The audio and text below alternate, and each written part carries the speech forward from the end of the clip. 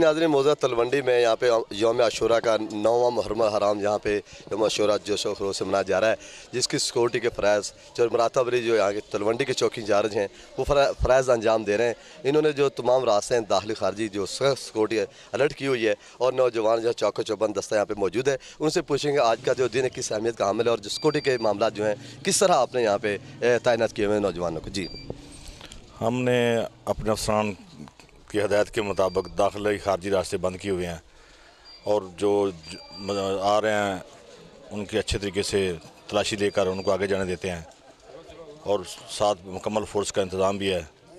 छत के ऊपर ड्यूटी लगाई हुई है, जुलूस के आसपास इर्द गिर्दनवा भी ड्यूटी होगी।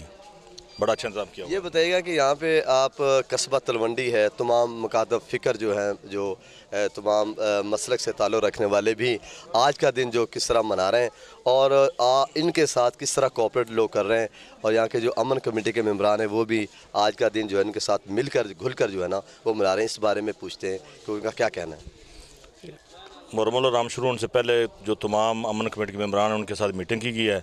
मीटिंग के दौरान उन्होंने हमारे साथ हमें हलफ दिया है कि हम कोई ऐसा इशू खड़ा नहीं होने देंगे, मुकम्मल तौर पर इनकी मावनत करेंगे और बड़ा अच्छा इंतज़ाम चल रहा है।